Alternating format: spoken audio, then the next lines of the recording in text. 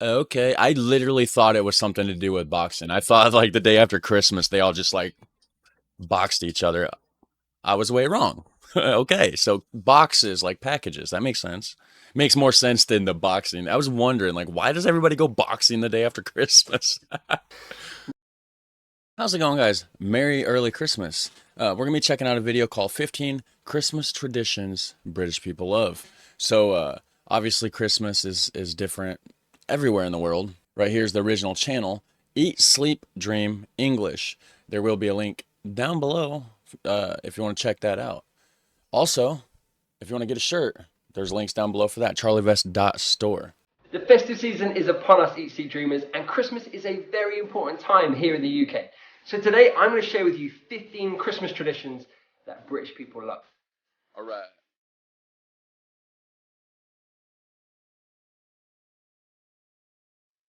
In the month of December, it becomes acceptable to wear terrible jumpers. And we Brits love a terrible Christmas jumper. They're bright, colourful, ugly, wonderful, all at the same time. And they're a lot of fun to wear. Okay, so I don't know about jumpers. We don't do that here. But I think a jumper is like a jogger kind of thing, right? Well, I got some dread. I was putting my dreads up, and I got them like they look weird. They're all out of place today. But anyways, um, I think a jumper is a jogger, and that's not something that I mean. I think there was a phase a few, man, like 5 years back that people started wearing, or not jogger. Joggers are the pants. It's like a one piece. It's like a onesie. It's like a baby's onesie for an adult, basically. I mean, that's the best way to put it.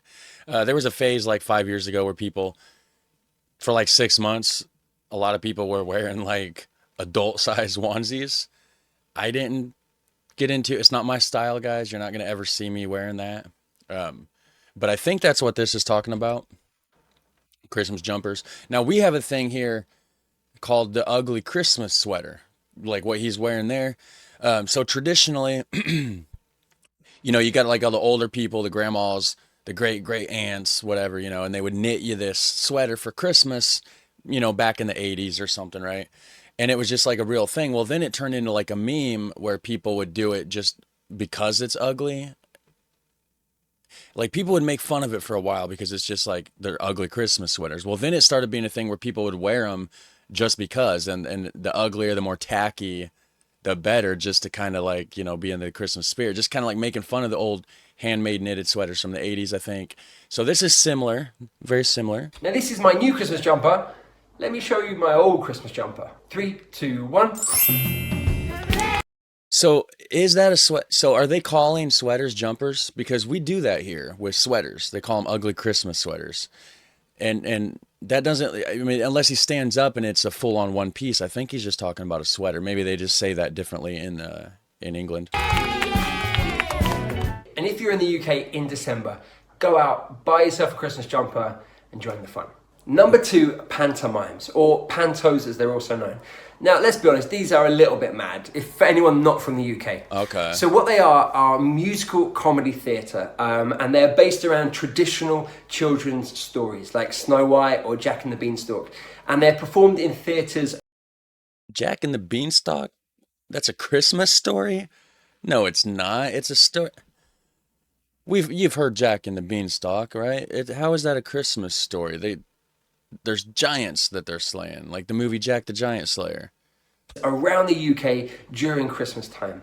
Now they usually star famous TV actors or singers, and they are mad. Frankly, they're completely mad. So they often have pop culture references, and there's a lot of interaction between the audience and the performers. So there's a lot of call and response. The audience will shout out things. It's very fun, I've got to say. Last year I went to Aladdin at the Hackney Empire, and yeah, it's a really good time. It's fun for all the family, and it definitely gets you in the Christmas spirit. And if you're in the UK during Christmas, why not go to a pantomime? Number 3, getting drunk at the office Christmas party. Is this exclusive to Britain? Because there's a lot of people that get drunk at the office Christmas party. You hear stories all the time, guys. Christmas is a great time to let your hair down, and Brits love a Christmas party. But Sometimes they take it too far. Now, there are Okay. 5 clear stages to making an idiot of yourself at the Christmas party. First of all, you drink too much. Secondly, you make an idiot of yourself on the dance floor. Number 3, you insult your boss. Number 4, you try and kiss the social media manager. And number 5, you photocopy a part of your anatomy. Then you wake up the next day wondering if you still have a job. It's a tradition that we do every year. Is it a tradition or is it just something that happens? Is it a tradition is something you plan on doing? I mean, I guess you plan on getting drunk, but okay, okay. Unfortunately, at Eat, Sleep, Dream English, it's just me, so there is no Christmas party. Oh well. What But do with you Eat, Sleep, say? What do Dream you say? English, wondering if you still have a job. It's a tradition that we do every year. Unfortunately, at Eat, Sleep, Dream English, it's just me, so there is no Christmas party.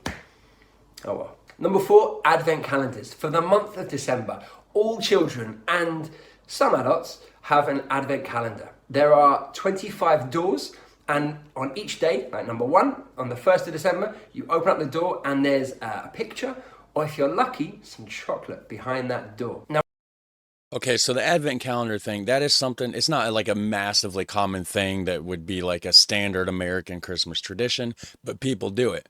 Um, in fact, the first time I ever heard of an advent calendar, well, there's a movie called Bad Santa with Billy Bob Thornton, which, in my opinion, the best Christmas movie ever.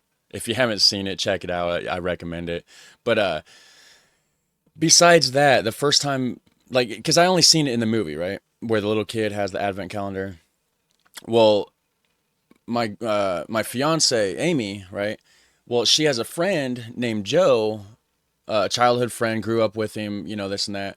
Well, he moved to England. He lives in Manchester, England right now. If you're watching, shout out to you, Joe. By the way, how's it going? But I don't know if he watches my videos or not. I think he watches some of them. But anyways, he lives in England, and he came here about 5 years ago to visit, for the holidays and stuff. He stayed with us over Thanksgiving, and then he was here, I think, over Christmas, and then he left shortly after. But regardless, he got uh, we're not married, but basically my stepson, Amy's son, Trevor, he got him an advent calendar, and that's the first time I seen it in real life. Besides, like I said, on that Bad Santa movie, and he has a lot of England, England rubbed off on him, right? So that might have been something that he brought over from England because it's a tradition. So it is a thing here. You can buy advent calendars. In fact, Amy bought Anthony one. It's a Hot Wheels advent calendar. So every day he gets to open one up and there's like a Hot Wheels car in there. He gets excited about it. In fact, after this video, we're probably going to go do it. But speaking of Anthony, he just came in here with a box of Hot Wheels cars. Hey, little guy. You give daddy just a little bit so I can finish my video and then I'll be out there to play with you, okay? And we'll fry up some eggs and ham. All right, so back to the show. now, when I was a kid, we just had pictures. But these days, it's all about the chocolate advent calendars. Now, He's like, but it's about the chocolate. Well, yeah, you can't go wrong with some chocolate, right, guys? Yeah, you like chocolate too, don't you, little guy? Yeah, it is. It is yummy in your belly, isn't it? Well, hey, if you go in there and let me finish this video, I'll find some chocolate for you, okay? We got some somewhere. Now, unlike most countries, our big day is Christmas Day, the 25th of December. But on Christmas Eve, which is the 24th of December, we do have a couple of traditions. Personally, I like to do all my Christmas shopping on the 24th of December, but I don't think that's a British tradition. So, yeah, I think I'm the only one. One thing that is a tradition is that all children will write a letter to Father Christmas. Yeah, we don't call him Father Christmas. I never heard it called that until I seen Peppa Pig or whatever it's called. But around here we just write a letter to Santa Claus. With a list of all the presents that they want to receive. Then they will give it to their parents, who might go and post that letter, or if there is a chimney in the house, they send the letter up the chimney. The thing with Christmas, in America, it's so much capitalism, consumerism, buy the products, right? They just shove products down your throat. And then you got the letter to Santa. I kind of think I I have an adverse kind of feeling about that because I grew up poor, and you write a letter to Santa Claus with all the gifts that you want and you never get them because of being poor. couldn't afford it, right? And it's not like I was writing anything down unreasonable or anything. Hold on. Anyways, growing up poor, then you go to school and it's like everybody has to talk about it. Even the teachers have, a lot of times they're like, hey, what'd you get from Santa? This and that. So you got all these kids bragging, excited. Oh, I got this new laptop, or I got this new camera, I got this new PlayStation. And I'm over here with a used pair of shoes, grown up poor, and it's like, well, I wanted a PlayStation, I wanted an Xbox. So then you start thinking there's something wrong with you. Why is everybody else, that's before I realized obviously Santa's not real, but it's like, what's wrong with me? Why am I not getting that kind of love or that kind of treatment?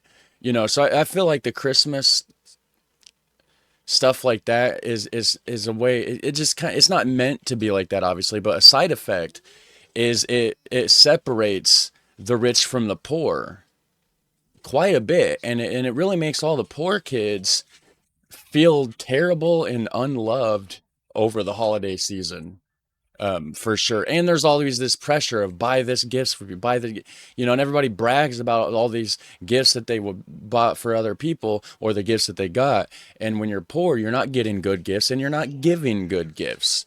So it kind of singles people out and makes them feel like trash, honestly. I mean, and it kind of almost is enough to ruin the Christmas spirit. And that's how Father Christmas knows what you want, of course. Then every child hangs up their stocking. Yeah, This we is so got that Father stockings. Christmas knows where to put the present. Now, I remember when I was a kid, my mum would put this on my legs as I went to sleep. And so when I woke up, I could feel the weight of the presents on my legs. That's cool. I never heard of that, but that's a cool idea. Usually we just hang them if we don't have a fireplace or anything like that. You would normally hang them like, maybe by the, behind the Christmas tree, a little thumbtack in the wall or something like that. And I knew that Father Christmas had been. That was the most exciting feeling in the world. We also like to put out a glass of brandy and some carrots. Okay, so carrots. This is a Dutch Santa Claus. I learned recently that they would put a carrot. So in the Netherlands, um, instead of a stocking for Santa Claus, they would use their shoe, right? It's tradition, hundreds of years old. And the carrot would be there for Santa Claus's horse. And then you'd have other vegetables or like hay and stuff for the rest of the horses. They're not as good as Santa Claus's horse. He gets that special carrot. But so this must be something that I don't know if the Dutch got it from the England people or the England people got it from the Dutch people, but that's something very similar. By the fireplace Oh, and the brandy.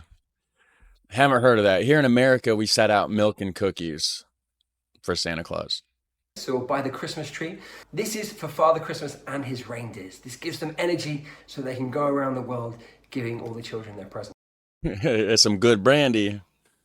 Now, of course, most homes will have a Christmas tree. This is a Norwegian spruce that you put up in your house and you decorate it with baubles, tinsel, angels, whatever you have. And lights, of course, as well. And underneath the tree, that's where you put all your presents. Okay, so Norwegian spruce. I didn't know the specific. We have most people here use fake trees. I, I like real trees, but at the same time, it's a pain in the ass because you're finding pine needles scattered about your house for the next 3 months. Like you don't get them all up until like spring cleaning comes around. Now, on Christmas Day, the 25th of December, every family has their own traditions, their own things that they love to do. Yep, family traditions. And this time, so last year and this year we made speculous cookies. Um, there's a video coming out soon for that. I still have to edit it. There's a lot of editing, a lot of footage to go through for that. But so stay tuned for that. There is a Santa Claus video, and I did a video last year too. So I think that what we're gonna do is just every year that's gonna be a tradition. But one thing that everyone does is have a big Christmas dinner. Oh yeah, Christmas dinner's the best. That was always my favorite part of Christmas because, like I was saying earlier, with the gifts and the toys and stuff, growing up poor, it's kind of like it's cool. You do get some good gifts, but it's but then you feel bad because you don't have the money to get other people gifts, and it's a whole thing. And yeah. This usually involves turkey, although, of course, other birds are eaten. We do turkey for Thanksgiving, and ham is Christmas. We have a Christmas ham, which personally I'm good with. I love ham. It's one of the best meats you can get. And vegetarian options are, of course, popular as well. Then you have roast potatoes You have vegetables depending on what you want. Do you want Brussels sprouts, carrots, peas, broccoli? I don't know. Then we have gravy to sort of give it some moisture. I personally like to have a Yorkshire pudding, but I know that's controversial. Never had a Yorkshire pudding. I don't like Brussels sprouts. I've tried them so many different ways, and everybody's like, "Oh, you don't like? Oh, you'd like my Brussels sprouts." I give it a chance. I try it. I still don't like it. We also have something called bread sauce, which is a sauce Bread made of sauce. bread. It's How do you make a sauce out of bread? Is it like bread pudding? really quite delicious. You might have cranberry sauce as well on the side to add a bit of fruitiness and Yeah, cranberry sauce. That's where it's at. Now, this sounds like a little bit of a Thanksgiving here. You know, we do turkey for Thanksgiving. We do cranberry sauce, and of course the potatoes and the vegetables and all that. Yeah, this is kind of like a mix between our Thanksgiving and Christmas dinner. flavor. My personal favorite is a pig in blanket. What is a pig in blanket? I've had pigs in blankets. A lot of Southern people here in the United States have a lot of the traditions from like Britain and stuff, and my grandma's family's from the South, and we do. She's done pigs in blankets, stuff like that, and it might be different than the ones in Britain, but over here you just take like a sausage or a hot dog or something like that, and you roll it in some dough. Maybe take like a can of biscuits and then flatten. You know, you take a biscuit out, flatten it real flat, take the sausage or the hot dog or whatever, sometimes some cheese, and then you roll it up into the dough and then you bake it that way. It is delicious, but it might not be the same as this one. He's going to explain it, obviously. It's a sausage wrapped in bacon. It sounds cute, but it's a pig. Wrapped in bacon? Oh, I want that one. That one sounds good. I love bacon. Although I'd like to have a little bit of a bread around it to hold it, to soak up that grease and maybe some cheese, but a sausage wrapped in bacon. Oh, I'm getting hungry, guys. Wrapped in another pig, so maybe not that cute. And for pudding, it's traditional to have a Christmas pudding. It's kind of like a mincemeat cake with brandy sauce. That sounds terrible. I've heard of Christmas pudding and it sounds gross. Sorry to the Britain people watching, but I don't know. I mean, maybe if I ate it and I tasted it, and maybe I would change my mind depending on the flavor. I don't know. It just doesn't sound good. Personally, I'm not that fussed about it. I'd rather have chocolate, but this is tradition. One thing you must do is overeat so that you're really uncomfortable and you go and spend the rest of the afternoon on the sofa. That is our Thanksgiving.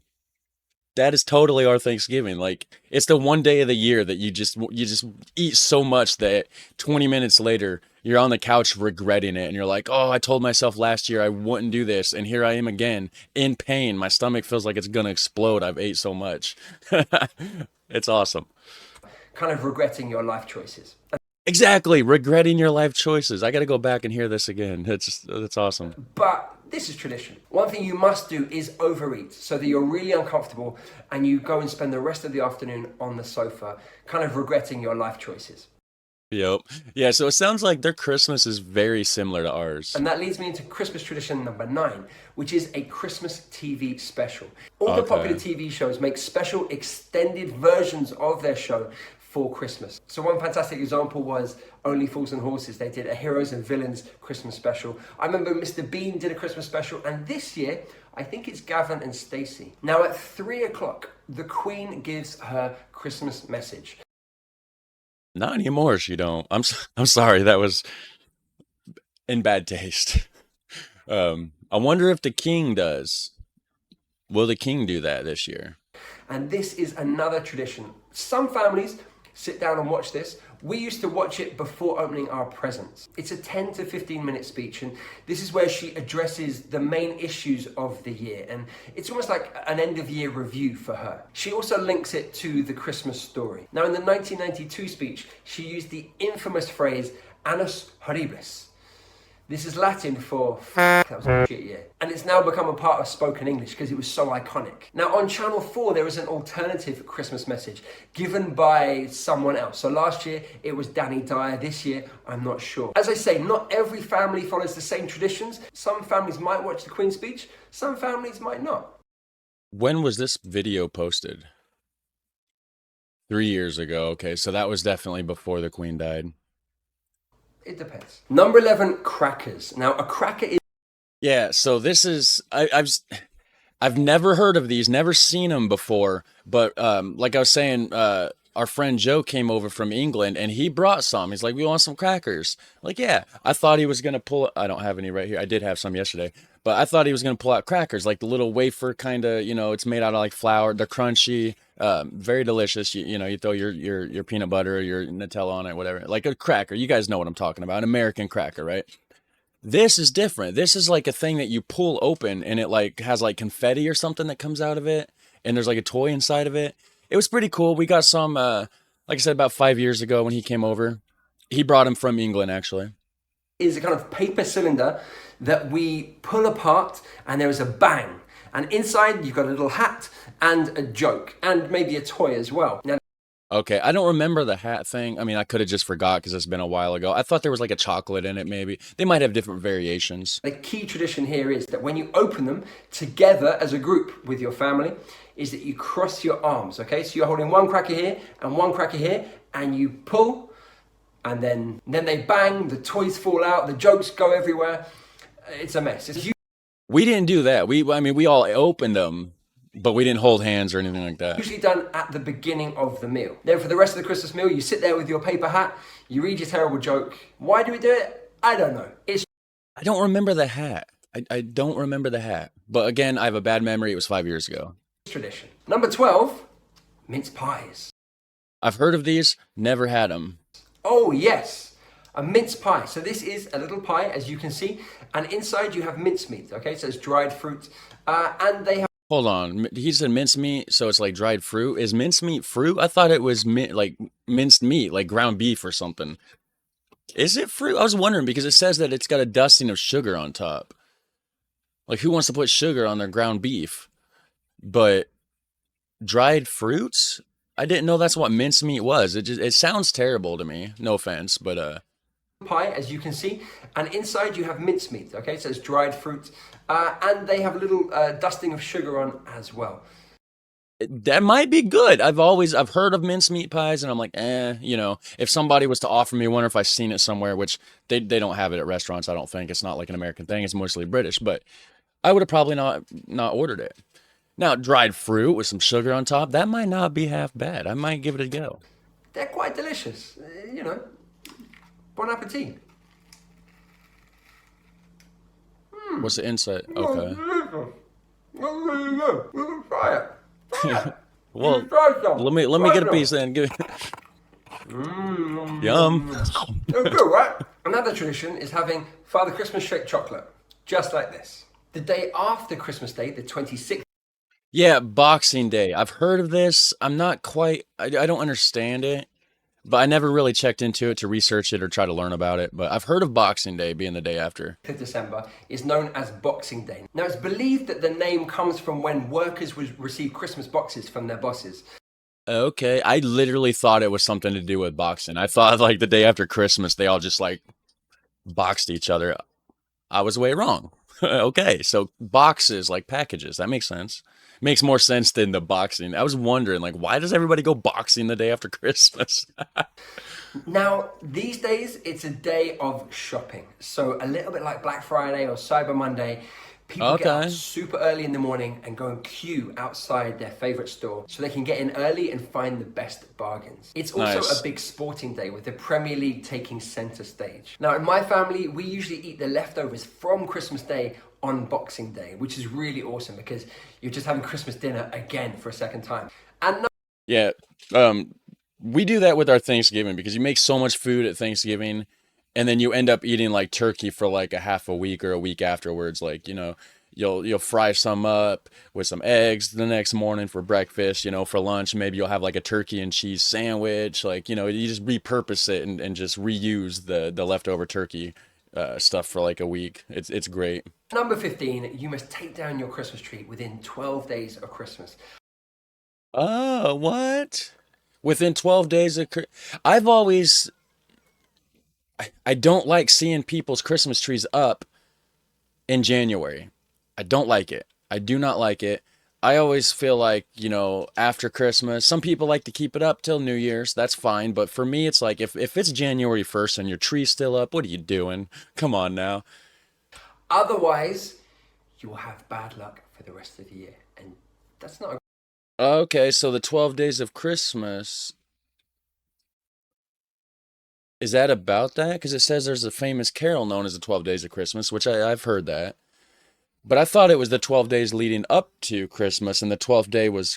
I didn't really. We don't have that. We don't celebrate that here. Like we hear about it. There's songs. There's on the first day of Christmas, blah blah.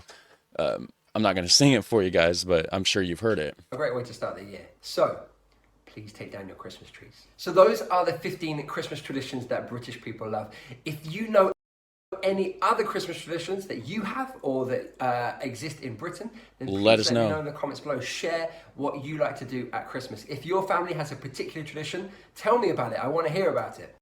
Well, my new tradition is making speculous cookies every year. It's amazing. They taste good, and I'm gonna do it every year. In fact, I got some dough in the fridge still from last night, and I'm about to go bake them up and make some cookies, guys. So, anyways, you guys have a super fun, awesome day.